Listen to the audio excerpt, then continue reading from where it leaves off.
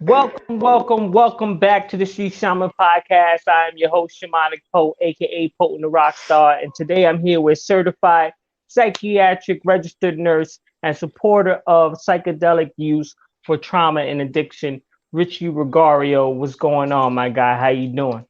What's up, Poe? I'm good. I'm hanging in there. Like everybody else, I'm just moving through what's happening right now and trying to keep it all together as best as I can. But I'm well. Thank you for asking. No doubt, man. So what you been up to? What you been up to since the last time we had a pod? The last time I spoke to you on your podcast, that must have been over 5 months ago, because Yeah. I I actually registered for an online course to become certified for addiction recovery and psychospiritual integration coaching. So Mm-hmm. that's been a 5 month, 30 level course, uh, very expansive course on how to become a coach for addiction recovery and psychedelic integration or psychospiritual integration coaching. My the 30 level course is wrapping up this week, so I'm at the very end of that course. So what's been going on with me since I last spoke to you is just delving into that course on top of my daytime job as a registered nurse, as you know. So that's been a really expansive and also challenging experience. It's like it, I would I would describe anybody who wants to get into coaching people for helping them with integration or helping them move through addiction recovery. Uh, the course itself is like a psychedelic experience. It's like holding up a giant mirror to your face and showing you like all the areas in your life that need some improvement, where your shadow work is, where your own integration lies. It's really a course in kind of expanding and pulling everything out from you that you kind of maybe weren't paying attention to. So it's been super challenging, but that's what I've been up to. Yeah. No doubt, no doubt. So, how long did it take for you to finish that course? And yeah, how long did it take you to finish the course? Let's just go with that first. So it's a 5 month course. So we are now in January. So 5 months back to now. I think I started it in, was it August, September, October, November, December, January, like late August, early September, we started. Um, and the course entails, a lot of Zoom meetings, a lot of lectures, online lectures that run about 2 hours long. And then once the lectures are over, you have a Zoom meeting to talk about the lecture, which goes for about an hour, hour and a half. That's twice a week. Then we have workshops throughout the week, which, being a nurse, a lot of the workshops occur kind of in the day. So I'd have like an earbud in my ear, kind of listening as best as I could. Right. That was about 2, 3 days a week of that. And then you have homework assignments that go with each lecture. So yeah, basically the last 5 months. Yeah, to get Okay. certified. Yeah, and the certification is through, if anybody out there is needing any type of coaching for their family, going through addiction recovery, or needs a coach for integration. The company is called Being True to You, and they've been around for a while, and they're well known in the psychedelic community and the healing community for having really high quality, highly trained coaches, because their program is so intensive and so expansive, and really you can't cut any corners with them. So yeah, it's called Being True to You. They work a lot in the psychedelic community with folks who are recovering from addiction or battling addiction and need assistance with psychedelic integration. So really a great organization, just lovely, lovely people. They really know what they're doing. They're really top notch. No doubt. So, what are you planning to do with this type of certification? Great question. So initially, the reason why I have an integration coach myself. So, and generally speaking, you can think of an integration coach kind of like a therapist, although it's not therapy. Coaching is not therapy. Coaching is more walking beside you and kind of keeping you, sort of kind of keeping you honest, keeping you, a coach kind of helps you see like your blind spots. That's kind of a good way of putting it. And also they're kind of like a cheerleader, kind of supporting you and cheering you on, without like feeding you a line of BS, like really authentic. So I had my own coach, and I had a session with her a few months back, when everything was kind of happening with COVID policies with nurses, and having like these mandates come down in California. And I didn't know if I was going to be able to continue working as a nurse. So I was talking to my coach about that and talking about potential other avenues of, income or other avenues of careers. And she brought it up. She basically was like, why don't you consider coaching? Like, you've been through addiction and recovered, through rehab and a psychedelic experience, and then had, crazy experiences with meditation. Like, you've kind of been through that whole process of awakening, and you've kind of been there, done that. And you could take your own experiences to sort of help other people, because your experience is valid for them. If they're going through something like that and they're talking to somebody who's never been through that, then you kind of lose credibility, or there's a potential to not have as much credibility. So she's like, you could do that, as like a Right. alternative career, and you can help people kind of awaken and sort of walk beside them while they go through their process of healing and waking up. And so, I kind of just went for it and thought, I can get my certification. And then if all else fails with nursing, like if I just can't take it anymore, or if they just finally decide like, yeah, you're not jabbed, you got to go. I have a certification as a backup to start my own coaching business and to potentially work as a contractor for Being True to You.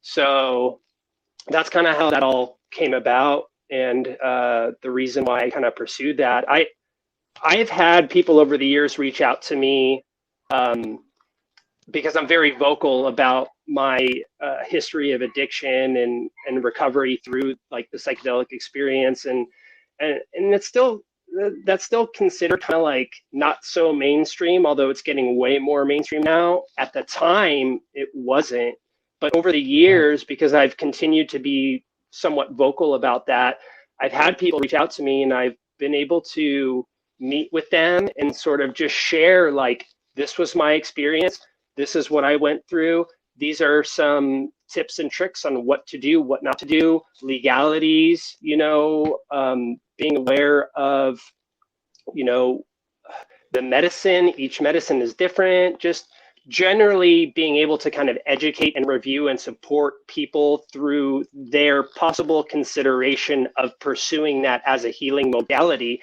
And my coach asked me, like, during that process of meeting with a couple people or a few people and kind of helping them and guiding them, how did that make you feel? And I was like, well, it made me feel like excited, alive. I felt like I was being of service, just like with nursing. So she's like, go for it. So I signed up, like literally the next week I signed up and paid the fee and did the course. No doubt, no doubt. So what was the first time you've taken psychedelics? When was the first time you taken psychedelics? And what was it like for you? Like, what was the reason for you taking psychedelics? Was it just for recreational use, or were you actually trying to help yourself when you took it? So I'm assuming you're asking me literally the first time I ever took a psychedelic, right? Not the first time I took a psychedelic sort of being aware of really what they are as a tool for transformation. Okay, so the first time I ever did a psychedelic, I was a teenager. And my friends and I had a really good group of friends growing up. I still do. We're still all friends. And we, as many teenagers, we liked to experiment with things, with drugs, with whatever. And there was a period of time where we were able to get our hands on LSD. And the first time I ever did a psychedelic, it was LSD. And I took a tab of LSD. As a teenager, looking back now, as a teenager, I feel very differently about that now. I don't really think teenagers should be meddling with psychedelics, even recreationally.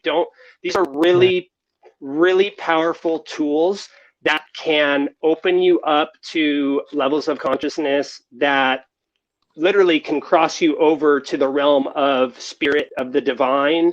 And as a teenager, if you're shown that, which this happened to me, you can think that you're dying and you can completely freak out. Like it's like giving an advanced tool to a baby and expecting them to like not hurt themselves. So anyways, that's just a disclaimer. I look back on those times and I don't regret them. I wouldn't take it back, but I kind of cringe now going like, I almost feel like I was disrespecting the medicine back then, you know. It's like I didn't know any better.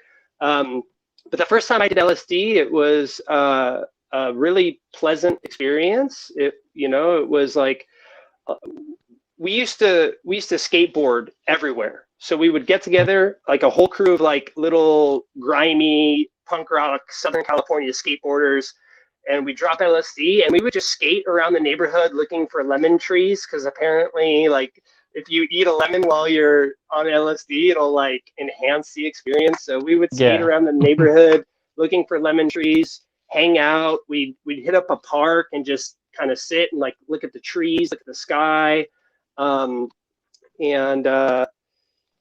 That first experience was it was just fun. It was just fun and like expanding, and a lot of visuals and a lot of laughter. LSD, I'm not a big fan of LSD, but you can like laugh to the point where like your stomach is hurting on LSD if you're having a good trip. And so I just remember just so much laughter, and it's like laughter is almost like a form of like orgasm. Like it's like all this positive energy just emanating from you, and that in itself is a really healing experience. But I had no idea what I was doing at the time, and I look back and like I said, I kind of just cringe, like I had no business going there, but I didn't know. I was a teenager. I didn't know. Right. Yeah, because for me, I didn't take any drugs until I was 24. 24? Right? 24. I didn't take any drugs. The only thing I've ever did was drink, and I didn't drink that much. Like I drank like maybe every other month at that, right? Yeah. But I had a history of like a whole family that everybody smoked. People were, I knew this one, he smoked crack with weed, woos. That's what they call them. Yeah, woos. Yeah. This one sniffed coke. That one did, everybody did their vices, and I was so against it. Yeah. When I first took psychedelics, it was brought to my attention from like Duncan Trussell and Joe Rogan that there was like a reason to take this. Excuse me, fear burp.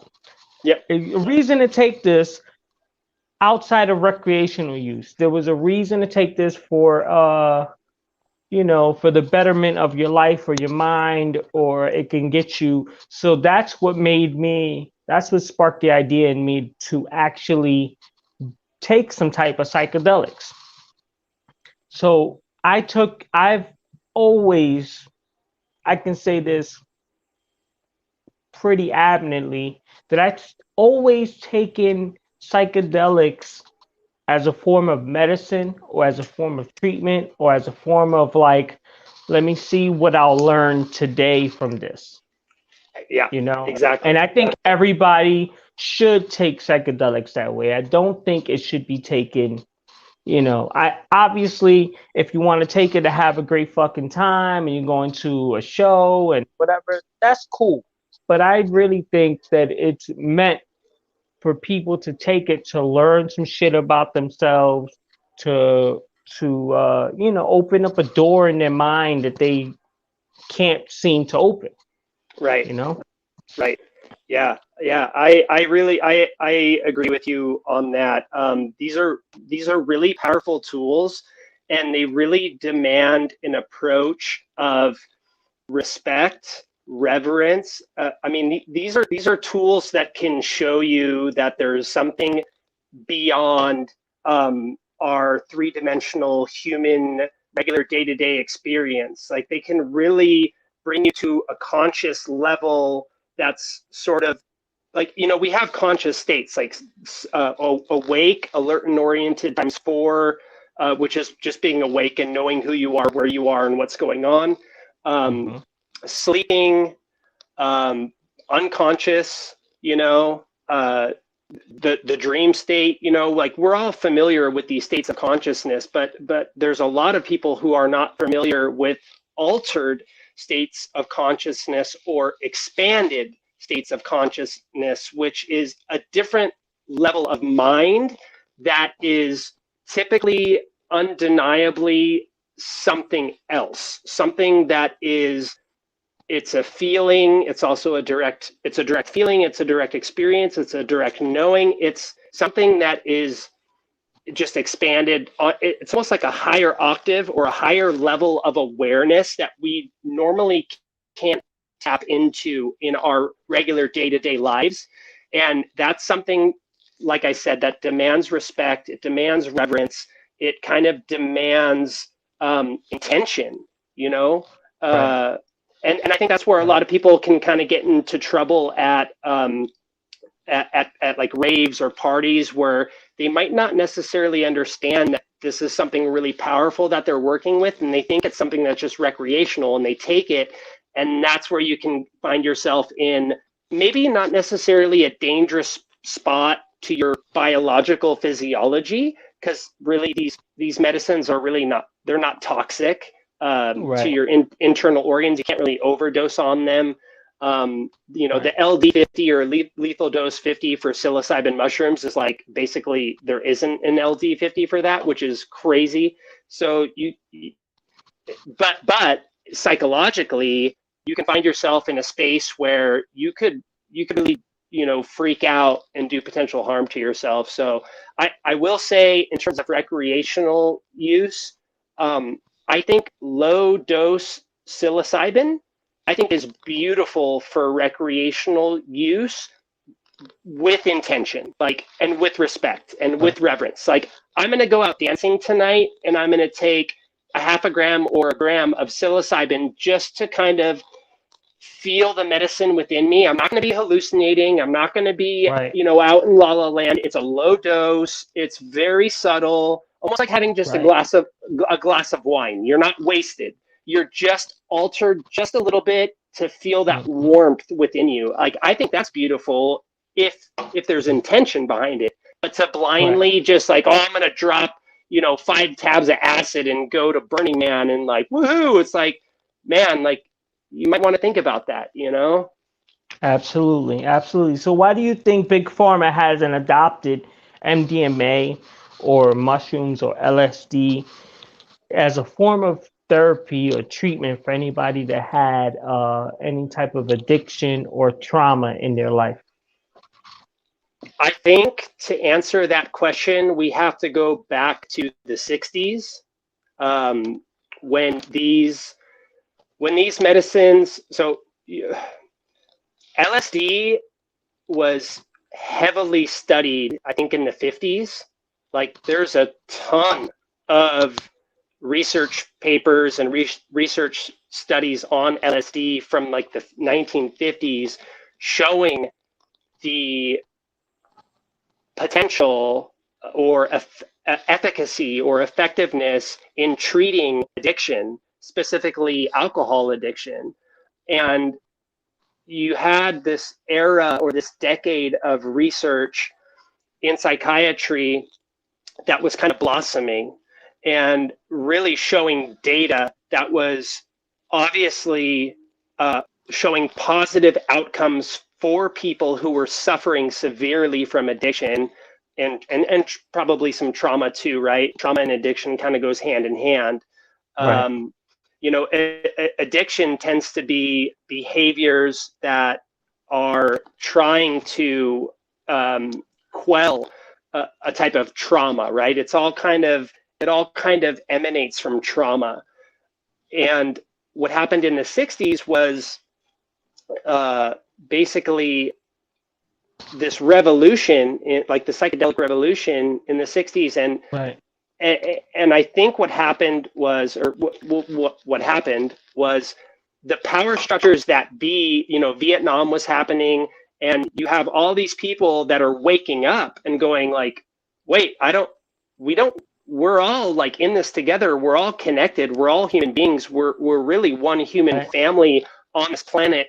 And we don't want to be going overseas to obliterate, you know, anybody, like other human beings. Like we don't want to be participating in that. And that sort of conscious shift towards peace, love, harmony, I think was a trigger for the powers that be to do everything and anything they could to completely snuff that out. So all of the funding for research was pulled. All of the researchers, all of the psychiatrists, they lost their money. Their money was done, and you couldn't pursue research anymore because you would be breaking the law. There's also something to be said for in the 60s. There wasn't a framework for people to work within, to integrate, to like we didn't have shamans coming from South America to North America to help like the hippie movement, like help them understand like, okay, like these are powerful medicines, right? So I think part of the problem was that it was political, it was a shift in consciousness, the powers that be weren't having it, so they snuffed it out. So fast forward now to the present time, things take a long time to gain traction, right? And so now we have this traction with, they call it, you know, the third wave of the psychedelic renaissance. And so what's happening now is really, it's really like a blossoming of potential for psychedelics to be implemented into mental health to help people recover from PTSD, from suicidal ideation, depression, treatment-resistant depression, trauma, and it's happening. It's happening. I mean, we have centers that are popping up, ketamine centers that are popping up that are treating people for treatment-resistant depression. So, in a long-winded way of answering your question, I don't think that big pharma and maybe big tech, or because they're kind of getting involved in this too, I don't think there's a movement on their side to suppress this or I think everything's opening up now. But I think the reason why it was suppressed for so long was the repercussions of what happened in the 60s, because they shut it down because it was such a threat to the narrative of like what happened with Vietnam. It was just, they couldn't have people preaching peace when they were over there making war, is how I kind of understand it. So there's a huge shift right now. There's a huge shift and it's happening. So Richie, do you think that this will all be okay as far as pushing forward psychedelics now, seeing that we have all this shit going on in the world, and there's this big narrative to try to make people take the jab, the shot, whatever the fuck you want to call it. Do you think that's gonna like it might scare some of those people in big pharma nowadays to get people on that? Because I know for a fact, or at least for myself, when I took a big dose of psychedelics, foxymethoxy it was, um, everything that they were pushing on in as far as media became like, this is fake, this is bullshit. I could see right through it, you know?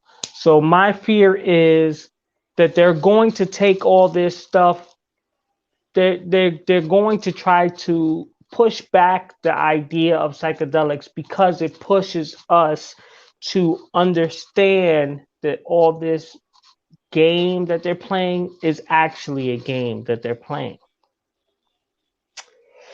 There's a lot to consider within this conversation. There's a lot of layers to kind of peel back. You have a lot of well-intentioned kind of big tech type of people coming in, and also certain companies coming in, like Pathways Compass, I think, is one that's trying to come in, and they're trying to figure out, like, because there's a potential for a lot of money to be made, but also there's a potential for a lot of healing to happen. So there's, right now, I almost feel like in the psychedelic community and in the field of psychiatry and healing, there's sort of this, like, we're all kind of bracing for, like, what does this look like? What does this actually, how are we going to show up to this process? Is it going to be like a money grab? Is it going to be coming from a place of integrity and really truly wanting to help people? From what I see, it seems like the idea of implementing psychedelics into psychiatry and helping people heal from trauma, PTSD, especially with MAPS doing all the work that they've been doing over the past few decades, it seems to be that the people are very much aware and open to it. I think actually, I was in a lecture the other day, and this isn't like, I'm not like raising like a hoorah flag for Trump, but and I guess this is documented, but somebody in the community, in the medicine community, went to Mar-a-Lago when Trump was president and basically talked to them about ketamine and how this is working for people with treatment-resistant depression, especially for military veterans. We need this pushed through, and they pushed it through like that, right? So that isn't a comment on Trump. That isn't a comment on left versus right. That's just a comment on, there are conversations happening at the right place at the right time with people who have power, and things are getting pushed through. And now look, we have ketamine clinics that are in operation right now that are treating people with treatment-resistant depression. So it's all kind of happening, but I think a lot of people in the space, a lot of these companies that are providing coaching services, they're sort of like, it's almost like walking on eggshells. Like, how is this going to manifest itself? How is this going to be rolled out? Because we don't want the psychedelic medicines to be placed in this big pharma box, right? Like, we don't want it to be controlled in that way. But what I think, and maybe I'm rambling and I'm not quite answering your question, but what I think is really important is all of these grassroots movements that we're seeing to decriminalize psychedelic medicines. To me, that is probably the most important thing, or one aspect that's really, really important. Because if we can decriminalize these substances, like county to county, state to state, where people can actually link up with providers who are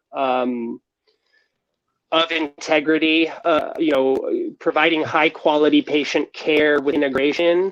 If you don't have to worry about going to jail, fuck big pharma, fuck the doctor. Like, you don't have to. Like, you can just get linked with somebody in the community who runs like a little healing center out of the back of their house, and like you could grow your own mushrooms and find yourself a guide. And if it's decriminalized, you don't have to worry about going to jail, as long as you're not growing and selling, and you might get caught by, like the DEA or like federal, like, as long as you keep it mellow, like, I don't know, I think that is more the direction it's going to go in first, where decriminalization happens. It doesn't mean it's illegal. It just means you're not going to get locked behind a cage like an animal for having it, right? So I think it's going to kind of shift into that, and we're going to see it unfold with how we scale that up through pharmaceutical companies, through companies that are in the healthcare system. And to me, that just, I'm like nervous about that. I'm like, I don't want to see this getting commercialized, because it's not a pharmaceutical. This is real medicine. This is like transformative medicine that will have you face to face with God, And I know that's a loaded word, God, whatever, but like, it'll have you face to face with undeniable divinity, and that's like, I don't know, that's the creator.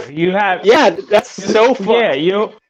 It's hard to say that and have people be like, oh yeah, sure, this is the way to creator, this is the way to God. Like, it's hard to really say that to people that haven't taken the medicine to that extent, because you could take, like you said, you could take a little bit of shrooms and you could feel good in yourself, but then you could take like 5 grams of shrooms and go into a whole other fucking realm where you like, oh shit, this is real, this is behind the curtain, right? So, as a psychiatric registered nurse, have you ever had a patient where you looked at them and said, honestly, like, hey, man, I think you would do good with some psychedelics for your trauma or whatever? So as a licensed registered nurse, if I were to ever communicate that to a client, that I think that they could benefit from something like that, I mean, I could lose my license, I could lose my career. So I can't go there at all. But I can tell you that there are certain clients where I could see that potential for that modality that could possibly help them completely shift out of their suffering, out of their PTSD, and actually get on an accelerated pathway to healing. So I see it, and I notice it with some clients where I go, oh man, I wish this like particular client could be linked to a facilitator, a healer, because I think in this particular case, in this individual case, there could be a massive potential for healing and like moving through their, whether it's addiction, PTSD, their treatment-resistant depression. So I see it, but I'm not allowed to go there. And another thing that I would mention is that the clients that I work with, they're older. They're 65 and older, homeless. So a lot of them, a lot of them have a lot of medical issues, cardiac issues, impaired kidney function. Like they've got comorbidities up the yin yang.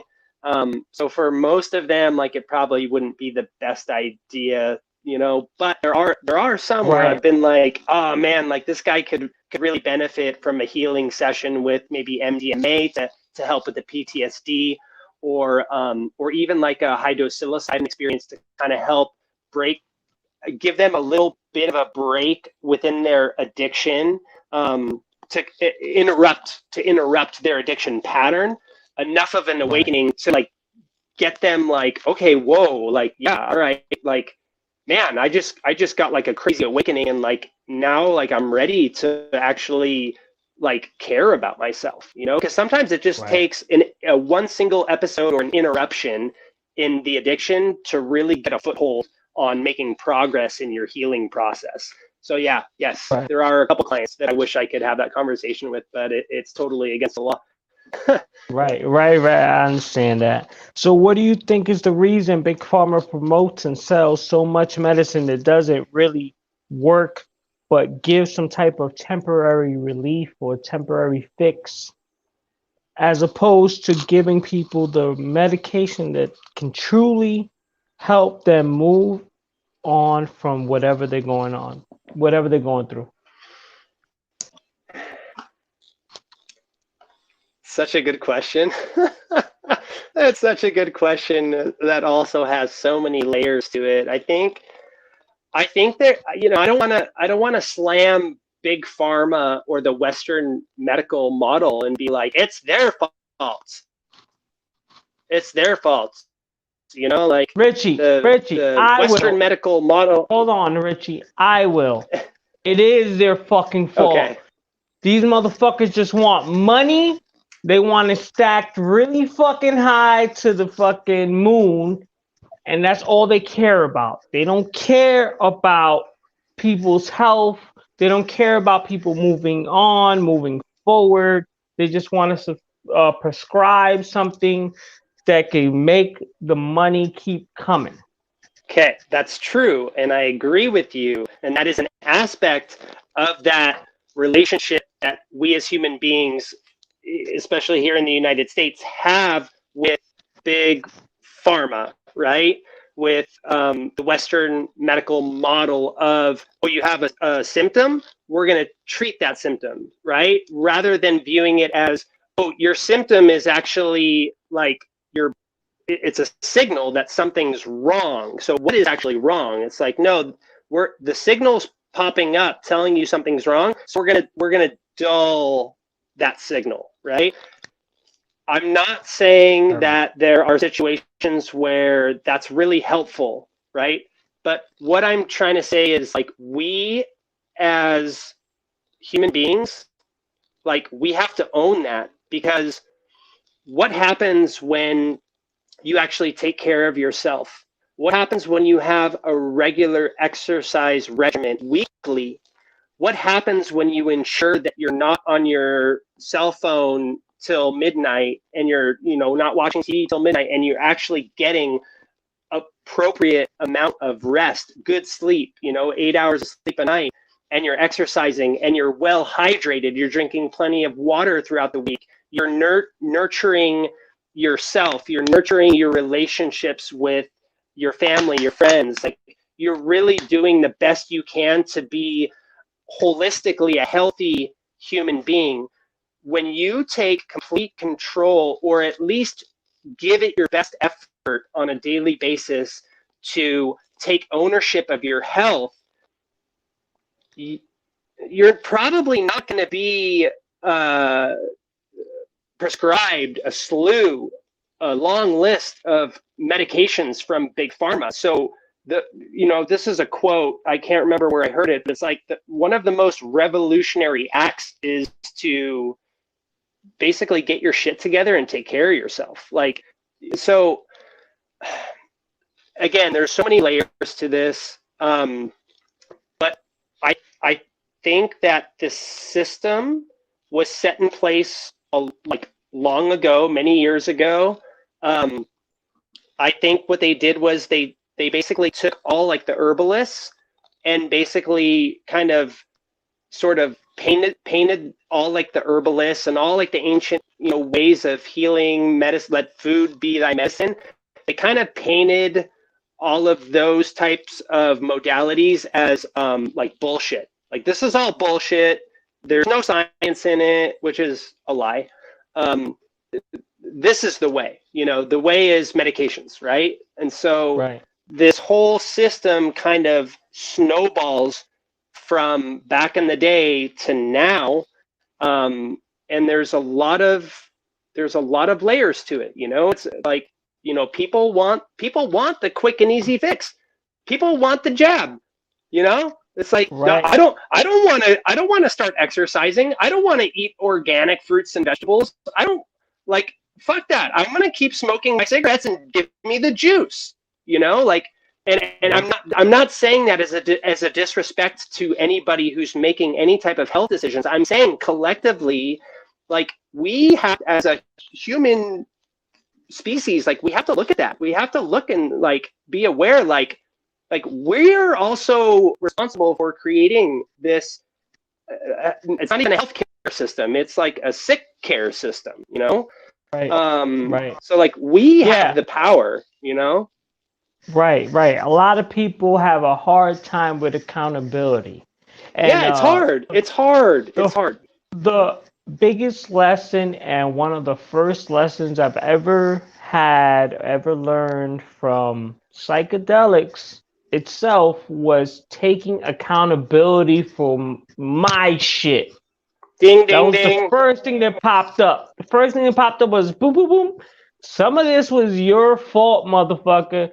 You put yourself in these situations. You put yourself in these shoes. And then I had to live with that. I had to live the rest of my life, and probably for the rest of my life, I'm gonna have to live with the idea of like, some of this shit that I did caused the bullshit that happened to me. You know what I mean?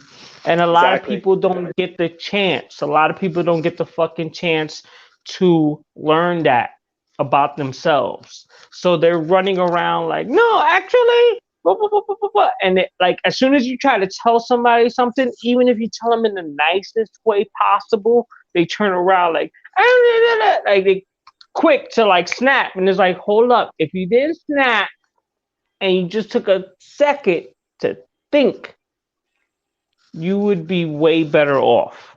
Yeah. You'd be way better off. Yeah, that's a good point. And I'll say too, like, when you say, because I want whoever's listening to this, I want them to understand, it's like, in the psychedelic experience, when you get that realization, like, it's the mirror, it's holding up that mirror, and you're looking at that mirror and you're going, oh my God, it's me, I'm the problem. It's not like it's a subtle message of like, yo, like, you have the power, you're the one who's responsible, you're the one who has the control to transform and change, and all that bullshit that was in your past, like, that was all you. It's not like, you don't just get that message as like a verbal message, and it's like, it's almost like this profound understanding that just hits you to the core of your being, and you can't translate that or articulate that to another human being. Like, they have to go there themselves. Like, it's so powerful, it's so profound, it's almost like an undeniable truth that stays with you forever. Like, it never goes away. It's like those golden nuggets, those golden little bits of wisdom, of gnosis, of knowledge through direct experience that hit you in the psychedelic experience. They are life-changing because of how profound it hits you. It's like it's a felt thing, and it's a knowing thing. You can't explain it with words, but yeah, it's not subtle. Right. So let's shift gears a little bit here. What do you feel are the benefits of doing some type of yoga? So yoga, this would be a good question for my sister. She's a yoga instructor. So yoga is it's a tool, right?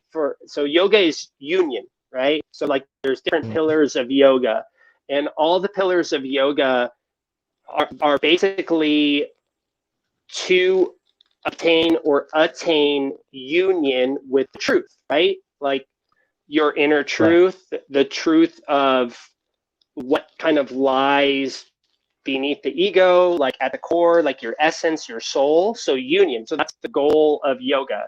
Benefits of yoga. There are so many benefits of yoga, or any other stretching regimen or exercise regimen, and there's so many different forms of yoga. There's Kundalini yoga and meditation, right? There's like the new age yoga now that's like more like fitness, right? Where people don't even realize that they're like participating in a type of union. But for me, I would say the benefits of, and I'm not like, I don't know too much about yoga, okay? But I would say the benefits of yoga are obviously the physical benefits. So like stretching your body, moving your body. Obviously, we know that movement is vital for a healthy vessel, right? To move, to stretch, like that has physical benefits, right? It's like to your physical health that has benefits. But in yoga, you know, and depending on what type of yoga you're doing, you know, there's also a spiritual benefit to it where you can actually attain spiritual enlightenment through a dedicated yoga practice. So there's a spiritual benefit, there's a physical benefit, there's an emotional benefit. For people who participate in yoga at yoga studios or wherever where there's groups of people, there's the social benefit of being in community. Like we don't heal independently, like separately from our community. We heal in community. Like healing occurs within a community. Nobody heals on their own on an island. Like that's not how healing works, right? And that's also not how any type of leveling up that you want to do in your life and you want to utilize certain tools, yoga being the one we're talking about right now in this particular moment. These are tools that can be used to level up, to increase your awareness, your relationship to yourself, your relationship to challenge yourself, right? Like anything that's worthwhile is shouldn't be that easy. Like it should be hard, right? So like, yeah. So I mean, I think yoga has almost like an endless amount of benefits. Obviously, physical health, even for mental health, spiritual value, and community. No doubt, no doubt. So are you still going to the Eighth Chakra studio? And let everybody know what the Eighth Chakra studio is for anybody that hasn't gone to a place like that. Eighth Chakra Studio, it is a yoga studio in downtown Santa Ana, California. And my good brother Dev and Mari, it's their studio. It's Dev Studio, and they offer something different every night. Yes, I do. I'm actually going. I'm going this Friday to the Gongs and Bongs sound bath. I signed up for the sound bath last Friday, but I totally failed. I got stuck at work late, and I didn't make it. But anyways, they offer something different every night. So like one night you have, or a couple nights out of the week, they do Kundalini yoga meditation class, right? Another night they do tarot readings. On Saturdays, I do believe they do the group combo ceremonies, combo medicine, a really powerful detox, a really powerful experience to challenge yourself, cleanse, and sort of shift your energy. Really provides like it's really cleansing, and it really does shift like your energy. There's almost like an afterglow that you have after it, kind of cleans you out. They also offer private combo sessions. So like if you don't want to do it in a group and you want to do one-on-one with Dev, you can do private combo sessions. And then they offer, they have the Deep Meditation Tribe where they'll go on retreats, like either to Sedona or Peru. And, you know, they can only take so many people on those retreats. So you have to like make sure that you sign up early. But they're a yoga studio in Santa Ana, and they're also like, I consider Dev like a brother. I love him, I adore him, I respect him, and Madi too, and everybody there at the studio. They're beautiful human beings that have committed themselves to providing a safe and professional space that feels like home to their community for healing. And I don't know where I would be without them.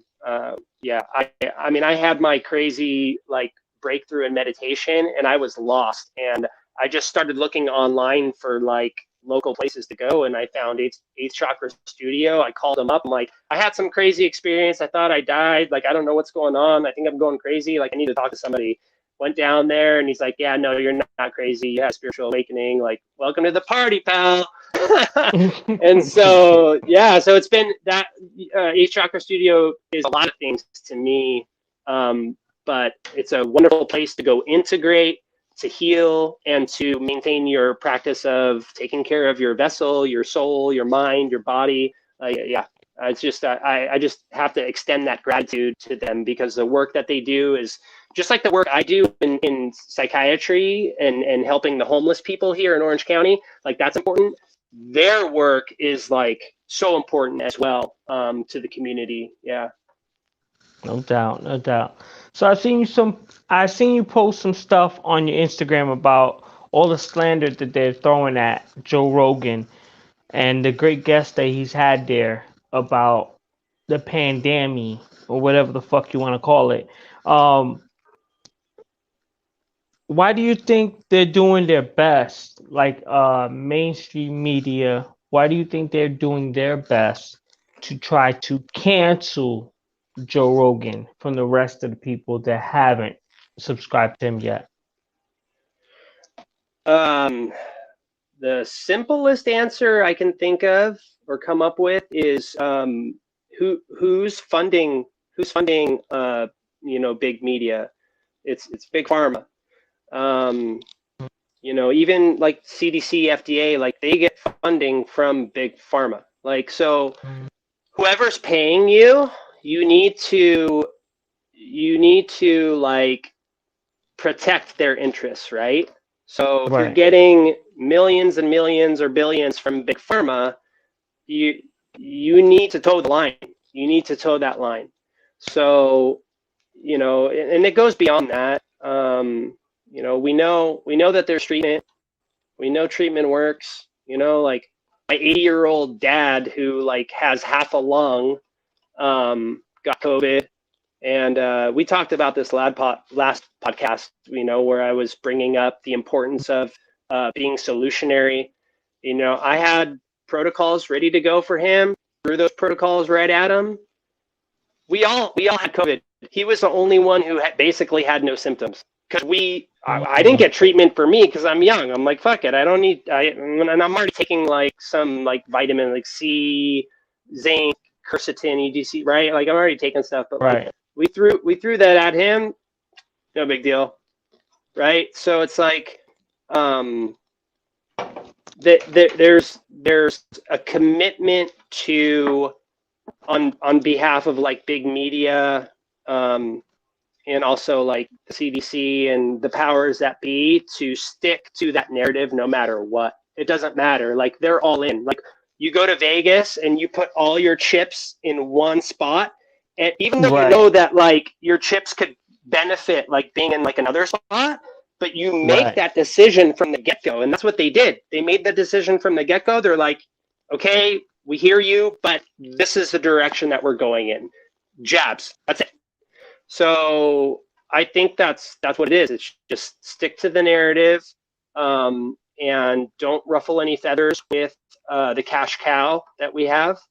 And this isn't like conspiracy theory. This is like, you can look this up. It's like funding. Like follow the money. Like where's all the money coming from? These organizations aren't necessarily evil. They're just doing what they're supposed to do. Like they are honoring, the organizations that are funding them. And like, why wouldn't they? Of course, like regardless of how like atrocious it is or how we might perceive it as evil, like they're just doing what they do. Like objectively, like you're getting how many millions of dollars in funding per month? Like how many billions per year? Like, of course. Of course you're going to drive that narrative and sell that product. Of course. Right. Yeah. It seems like a lot of them are like, did you see the actual, there's like this compilation of all these media outlets putting out shit that says big pharma, like it's like brought to you by Pfizer, brought to you by Yeah, Pfizer, that's what I'm talking brought about. to you by Pfizer. That's what I'm It's talking about. it becomes a little bit ridiculous. And I mean, I know from marketing my own music and promoting it to just different magazines and different blogs that if you pay money, you can fucking write the article yourself. Yeah, yeah, You could be like, this artist is this, that, and the third. He's the best. He's the newest. You can basically set it up so that way you look the best in the light just because you paid money, yeah, And I think that all these medias are running basically the same way. They're running where if you pay the money, then whatever good things you want us to say about you, we'll say them. Any bad things you want us to say, we'll also say them. right. But it's never the truth. It's never honesty from like the horse's mouth or however they really feel. Yeah, It's just they're a mouthpiece for whoever pays for them, right, right? right. Absolutely, yeah. Like I mean, you're getting millions or billions of um, of dollars, right? That comes with a responsibility. Like you Right. are responsible for towing their line, for sticking to that narrative, and that's one aspect of it. And I think another aspect of it too is I think there is something to say for almost like a mass formation psychosis. There are people that truly, are buying into the narrative to the point where they're almost becoming disconnected from themselves and really Right. starting to other people, like, oh, those people, like they're dirty, Hmm. they're the problem, and this gets into Yep. like this kind of psychotic state, where you see people posting like, oh, my husband got the jab and he's in the ICU with myocarditis, but we're so grateful for the protection he has. It's like, what? Like, there's a big Exactly. disc. So I think there's a lot of Exactly. that going on too. Besides like the money, besides the corruption, besides the decision early on to not go with therapeutics, and this is the direction that we're going because that happened. I think there's a lot of narrative and information warfare happening where people literally, honestly, are not taking a few steps back and critically thinking. They're operating in a kind of vibrational mode of fear, which I get it. I get it. I understand. It's not like a judgment, it's just an observation. I think that's a big part of it too, is that people have been really misled and misinformed. Yeah, definitely. They've been pushed to the ledge. And there's really not much coming back for a lot of people because a lot of people once they make a decision on what is what, they dig their heels. Yeah. They Yeah. dig their heels and they're ready to fight. Yeah. Yo, Richie, let everybody know where they can find you and everything else that you'll be doing in the future and what you're doing now. So I am on Instagram, DFP, D as in dog, F as in Paul, D as in dog, F as in Frank, P as in Paul, Richie, Richie, on Instagram. They can find me there basically. And in terms of what I'm going to be doing and in the future now, I mean, I'm just working as a nurse right now. I'm short. I have 180 clients right now that I'm responsible for. I lost my other nurse. She got a job somewhere else. So I'm kind of freaking out about that, but I have a team that's supporting me. So my focus right now is really just work and trying to stay afloat there. But maybe down the road, I might get into psychedelic integration coaching. I might put that out on my Insta as a service that I might provide down the road, but I got to take care of me first. And after this 5-month course, I really got to do some self-care, and maybe it's time for me to enter the psychedelic space coming up here in the next few months so I can get some clarity Right. and insight and kind of take care of myself. So, because I have been No struggling doubt. a little bit, but yeah. Yeah. No doubt. No doubt. I understand that and I respect that. Yeah, I definitely, what is it, Being True to You, right? Being True to You, yeah, they're really a well-respected company. Yeah, there's a lot of clinics that will only accept Being True to You coaches because Being True to You is known for having a really a comprehensive course to getting certified as a coach, as an addiction recovery coach and a psycho-spiritual integration coach. Yeah. No doubt, no doubt. Yeah, I definitely want to look into that. Maybe I want to take that course as well.